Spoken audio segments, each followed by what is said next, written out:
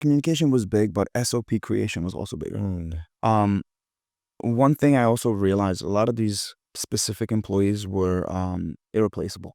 I don't like that.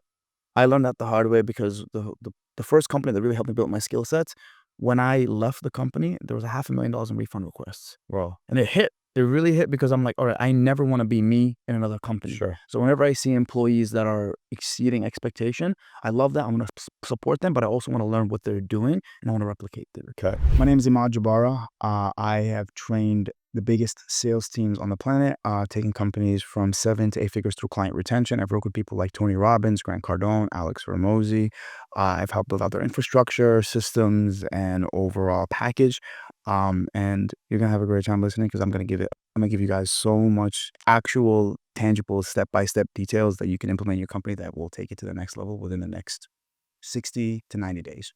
This is absolutely an episode you're going to want to share, have your team listen to, and you can also watch and listen to all of our podcasts. We'll see you on the inside. All right. I'm excited for this one. We've got an in-person podcast interview happening in Austin, Texas. I'm here with Imad Jbara, who is the COO for L2 Infinite Insurance and the past COO for WoJo Media. Is that right? Yes, it is. It was WoJo. Imad and I just met last week, and I was really impressed with him and his skill sets. We had dinner together with a group of COOs here in Austin. So I thought we'd be able to do an in-person podcast before I jet off again. So Imad, welcome to the Second Command podcast. Thank you so much for having me. I'm super excited to be here and I'm just excited to see what's next. Yeah, looking forward to this. So why don't you start off by talking a little bit about WoJo? What was WoJo Media? What was the growth curve like as your COO? And then we'll get into some of the details there. So one of the big things for WoJo Media that I was brought in for was actually initially client retention. The company was incredible at making money, but not the best at keeping the clients. So they basically brought me, I think at the time when I came in, their client retention was about 20%. So the churn rate was like insane. I came in and within like the first 6 months, we took it from 20% to 80%, which then tripled their revenue, basically kind of like overnight, but not really. And one of the big things that I saw in the company was there's a lack of structure. And what's crazy is you would think a lot of companies that are doing millions of dollars would have structure. They'd be like absolutely crushing it and organized. It's never the case. And you're just blown away. You're like, how is this even possible? So going in there, kind of seeing everything for what it was and then kind of like organize. It's kind of like when you're a CEO, it's like a puzzle. You see one piece, you see another piece, you just put them all together. Then finally, once you put all the pieces together, you start seeing the engine work the way it's supposed to work. And I think that was kind of like the pivotal role for me to like really kind of go in there and shift everything. What were some of the early pieces then? So you saw some pieces that weren't working. I think there's also that the return on time and return on effort, right? As you said, there's all these different pieces you could be working on. How did you decide which were the critical few pieces to focus on versus the important many? So the first thing I did was when I first came in, it was the founder, which is WoJo, and then there was a CEO, there was a client success director, and then everybody else. It didn't work out because now when problems were happening, nobody would communicate, especially based on different departments. So if you're running a marketing agency, it's broken down to different components. You have ads, you have graphics, you have copywriting, you have all these different parts of this company. And it's like, if there's a problem in copywriting, how would the COO or the director know? Because they were all just part of one single pod. And you would basically hope that the person that's running that pod is going to take all that information and give it to the client success director. So the first thing we did when I first came in, and I took the different positions, the different departments, the copywriting department, the graphics department, the media buying department, and we found the individuals that had the most talent, but also the ones that were kind of being a leader without the title. And we made them managers. Okay. We brought them all and made them all different managers, and then we had one 50-minute call every single day. We needed it because we needed to kind of catch problems as soon as they happened. That one 50-minute huddle basically got everybody in sync. Everybody had 2 minutes to talk about what's good, what's not good, what needs to be fixed for the week. And based on that just collaboration, everything kind of became more structured and more organized. So we started rebuilding that culture. After we started doing that, I went and also then fired the major weeds in the game. And what I also don't think is people don't realize how one bad egg can ruin the whole entire company. We had 4.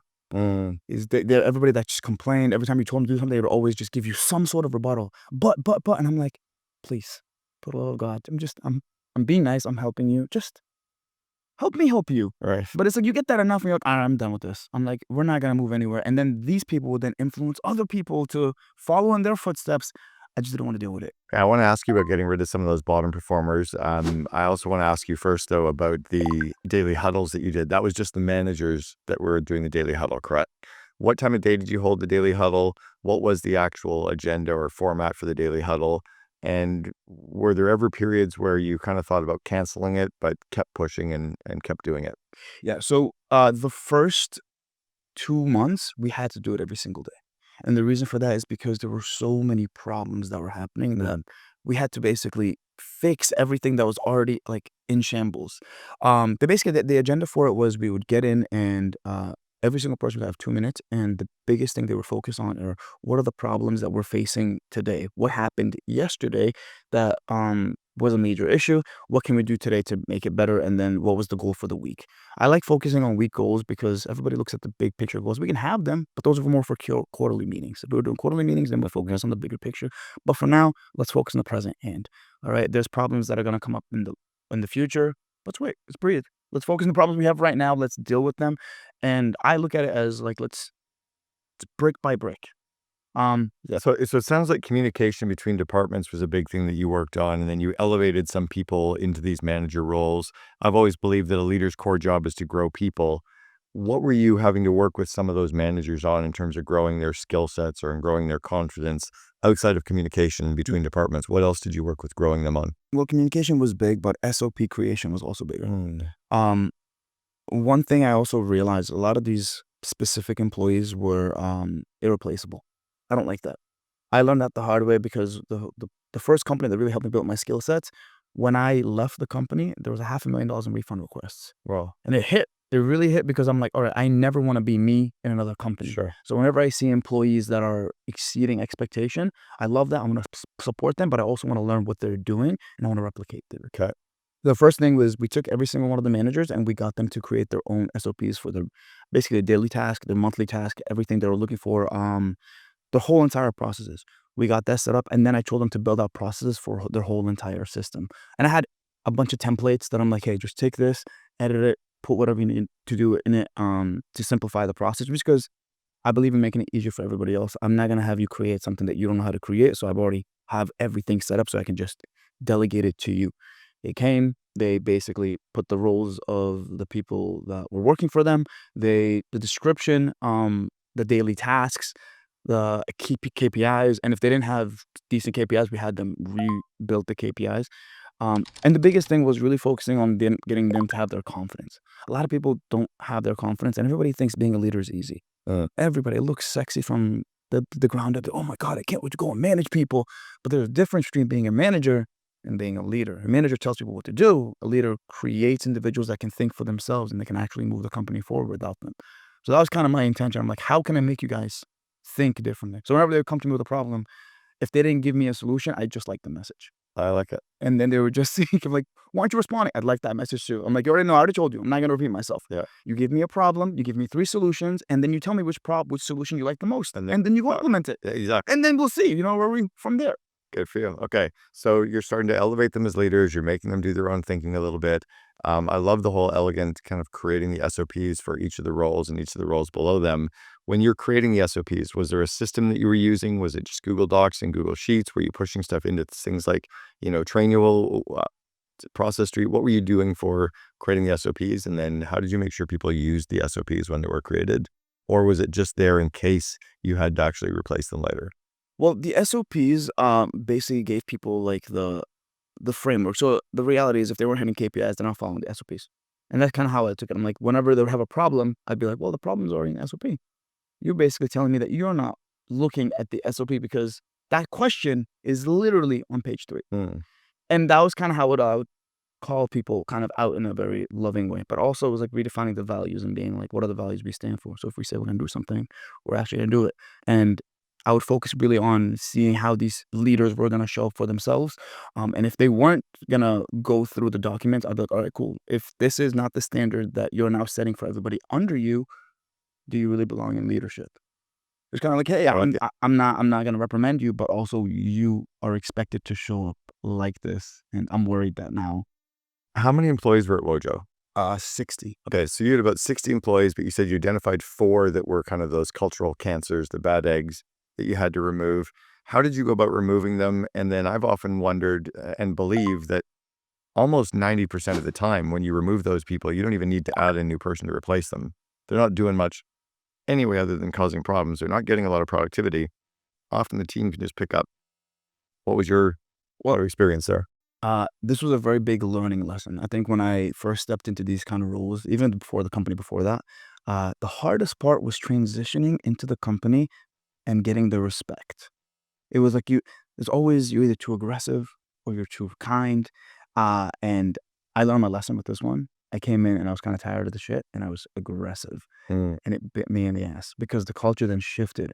Great because now we were defined the standard, but it kind of took a little bit longer for me to build everybody up because if you come in there and people are listening and they're just constantly it's like a laissez-faire attitude, and I don't like that in companies. I'm like, "You guys, I want A players. If you guys are B or C players, I don't want you." So then everybody got nervous because like, "Oh, we went from being lazy and not doing anything to now actually having to work," which is, "Oh, what a shocker. You're at the job. You should be working."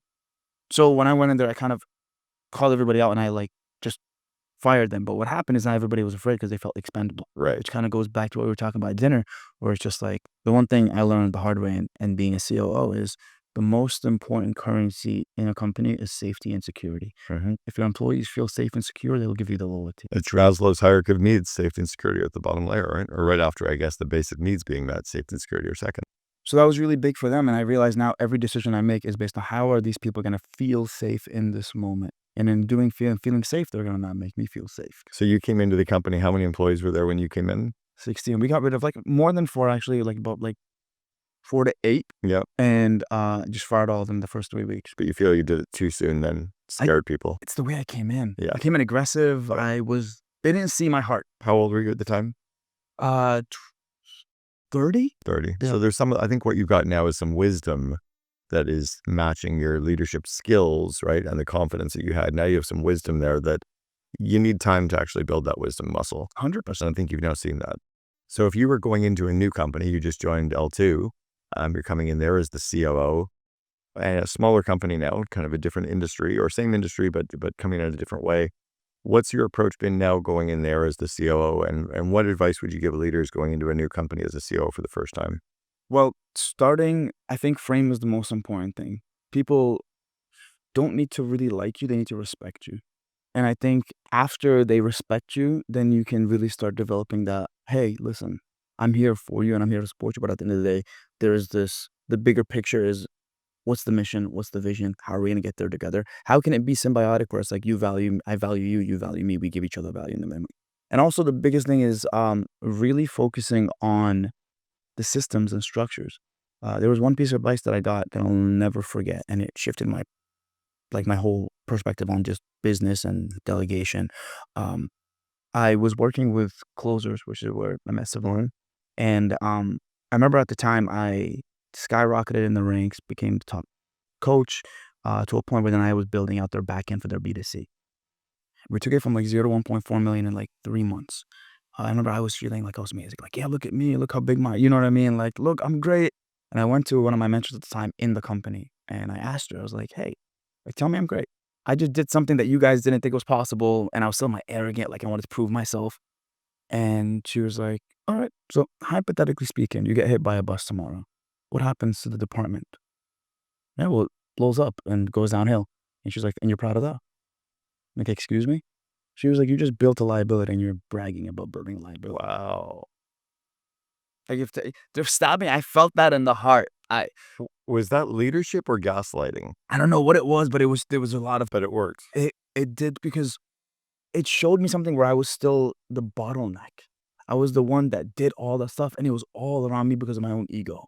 I wanted people to look at me like I'm doing all this, but the reality is it wasn't team. And then I hated her for a couple of months and then it came back and was no, she was right. So if you were leading someone today that came in with that kind of bravado and wanted all that praise and you wanted them to make sure that they put systems in place to cover themselves, how would you give that feedback or that advice or that direction without necessarily potentially hurting the confidence? Do you think you'd do both? Now, yes. Before, no. I think before I would have reacted the same exact Same way. yeah. Yeah. But I think now it comes down to I always try to find there's always three types of truth. There's the spoken truth, the unspoken truth, and the unknown truth. And it's like a lot of managers will focus on the spoken and the unspoken. The real value comes from the unknown, which is you want to make a lot of money. You want to make a lot of shift. Why? Well, I want to buy all the nice fancy cars. Cool, but why? What are you trying to impress? Well, I'm trying to impress people because I didn't get love when I was in high school. Oh, so there's a deep-rooted cause, pain right there. And then for me, it's like I understand the true buying motivators. And I think through that, then I associate it to the values and it comes back to your company mission. So say then when I talk to you, I don't talk to you as the employee that's trying to make more money. I'm trying to talk to you as the employee that wants to retire their family. So the way you're acting right now is never going to retire your family. I think an approach too of just saying to the person, or if I just said to you, Yeah. Ahmad, that's amazing. Like you've totally crushed it. We are ridiculously proud of you. Like this is stuff to celebrate in the company. Let's actually look at this from a different growth perspective as well. Yeah. So what else do you think we could do now to make sure that if you got hit by a truck tomorrow, that you haven't just left them with a liability, right? So it's kind of like praise and versus just cut you out from the legs and expect you to rebuild. Do you think that would have worked? That's a really good frame. I would love to kind of hear your perspective on this. I always get kind of mixed feedback sometimes about that. And from your experience, I mean, build amazing companies. Mm. Um, does the positive, like, the positive sandwich, does that always work? Or is there like a, what do you, Yeah. So the idea around the shit sandwich, the positive sandwich, that it comes out in the book, The 1 Minute Manager, huge core around the grounding around situational leadership, which is one of the modules in the Invest in Your Leaders training. Yes, it absolutely works. You have to praise people twice as often as you actually give them criticism. It doesn't have to happen in the same sentence. It Yeah. doesn't have to happen in the same day. But our role as a leader is to grow people's skills and confidence, almost like they're walking up two ladders with their left hand and left foot climbing up the skills ladder. And then right behind it, their right hand and right foot are climbing up the confidence ladder. If at any point we knock down their confidence, it's hard for them to get their skills. Our job is to grow their confidence, their skills, their confidence, their skills. So I think you're a leader. She had an opportunity to go, that's amazing. Well done. Fucking A, Babaloo. This is fantastic. Keep your confidence high.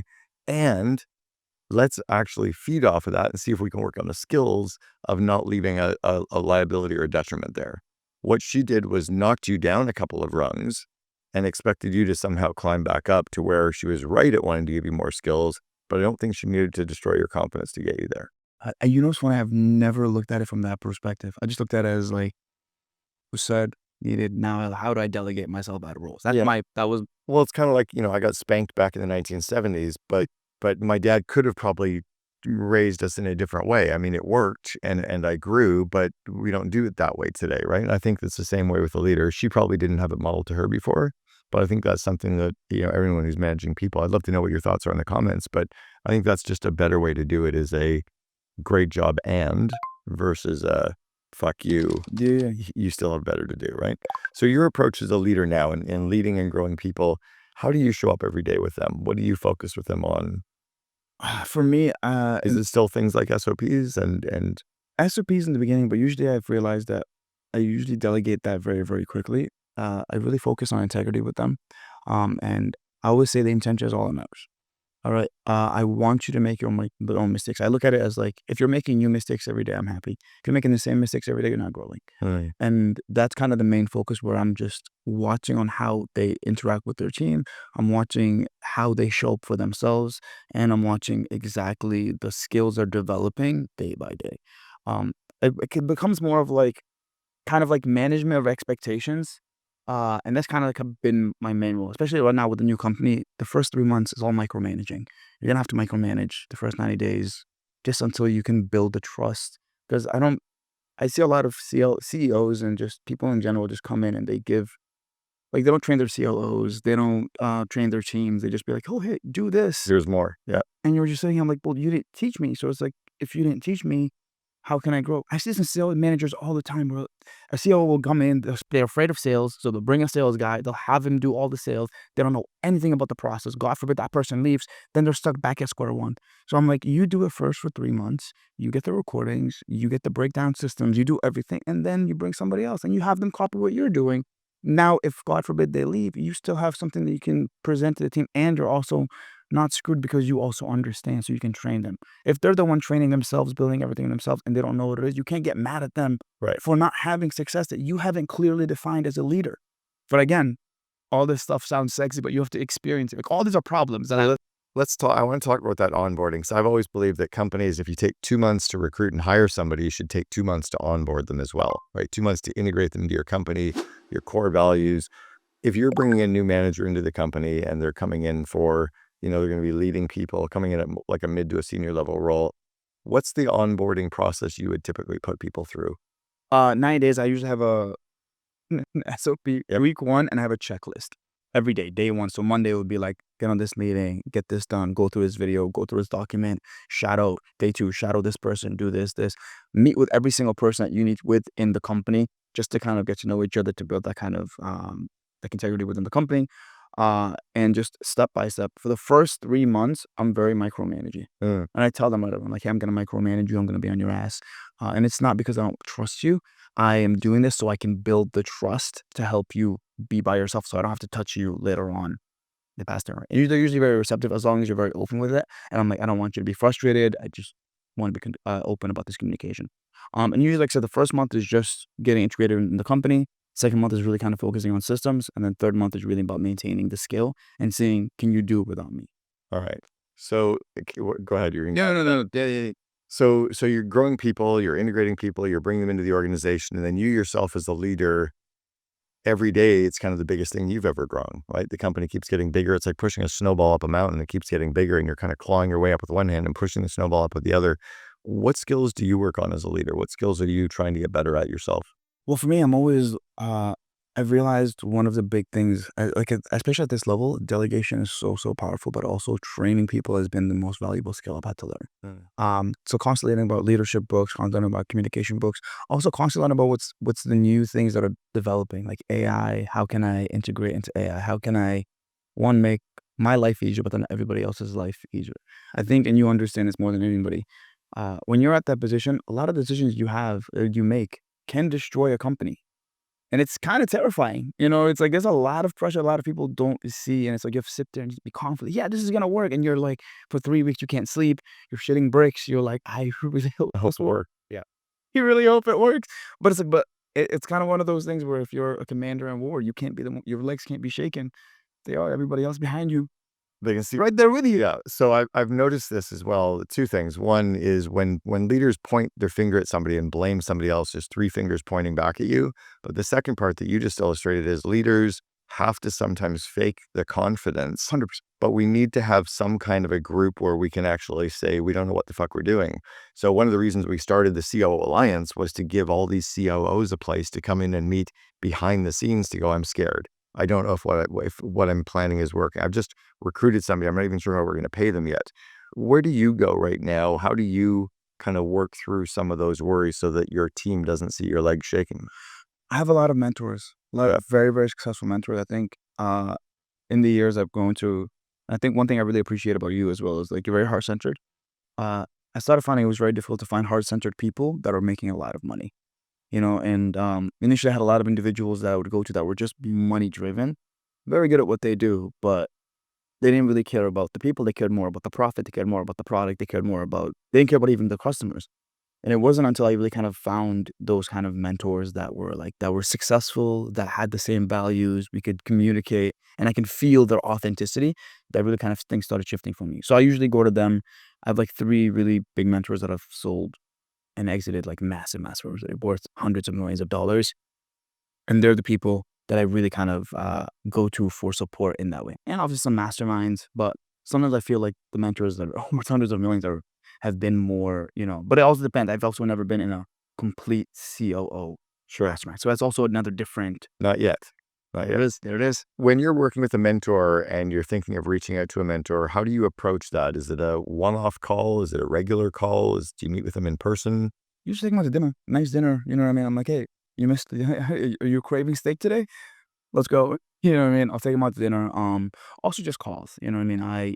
I also provide as much value because a lot of these mentors as well, I have a skill set sometimes that they also need. So I'll just constantly even pour into them, like maybe their sales process, something that they'll come to me. So we've built this kind of mutually beneficial relationship where Are they leagues ahead? Yes, but there's also a lot of things that I can provide for them that they don't have and that they can come to me instead of, You've spoken a lot about sales, and I've always believed that one of the core skills of any good leader is to be good at selling, right? Not just selling to land clients, but selling your team to deliver more, selling your team to take on better challenges, selling partners to work with you.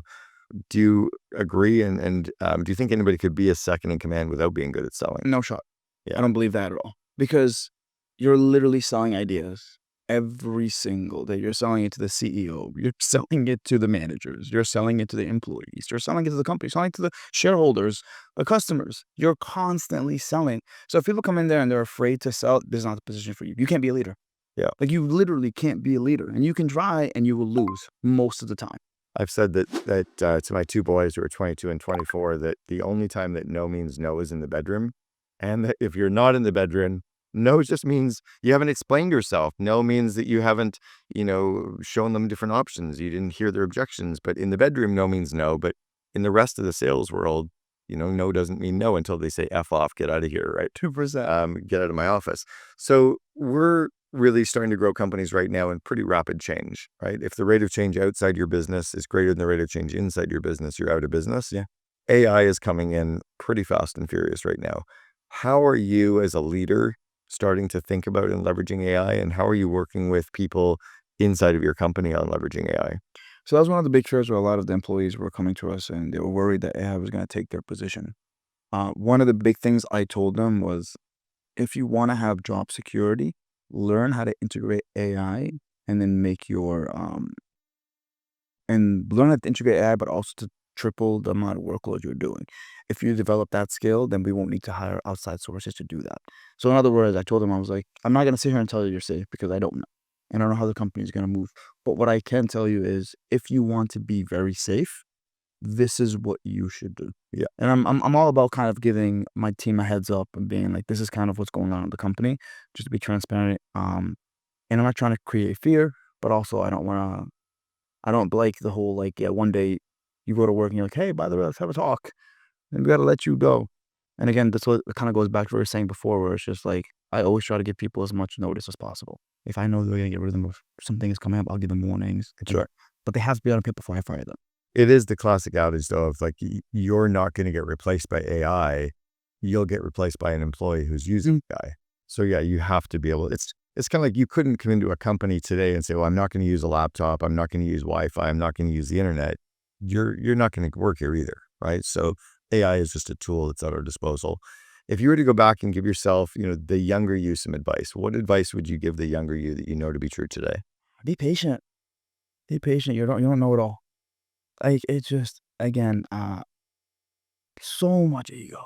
And even I still feel like I have somewhat of ego, but I think it's more like a little more heart-centered. But there was just so much where I just wanted to do it all so fast, and I was trying to avoid the suffering. I was trying to avoid the pitfalls. I wanted my team to love me before having them hate me in the beginning. I want to do all these different things. And what's crazy is I only learned those skills that I wanted only through pain, only through failure, only through losing the opportunities that I thought were going to change my life. So if I can go back and just be like, just be patient. It's all going to come. Keep doing what you're doing. Keep just getting better one step at a time every single day. And I promise you're going to be in the position that I'm in right now. But, I learned the hard way. I shouldn't have to, but if you're listening right now, if somebody gives you advice, just shut up and listen.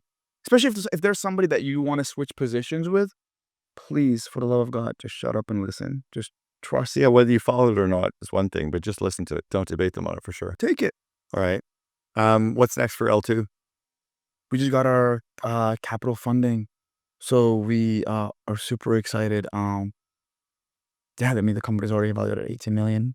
So I'm pumped. It's a whole new world. It's like really first time playing with VC funding. So I'm nervous. Again, this is one of those moments where now I'm scared because like I heard all the horror stories. I'm trying to navigate, but I'm trying to listen. I'm trying to go to all my mentors. I'm like, all right, what is the best approach? How do we not get screwed? But I'm really excited because this is, again, coming from an industry where most of the things are bootstrap. You take zero and you make millions. Yeah. Compared to now where I have all this money to play with and just build the company the way I want. It is a different mindset. It's a whole shift. So I'm excited. I love it. Yeah. Imad, thanks for being on the Second Friend podcast. Thank you for having me. Appreciate it. This was amazing.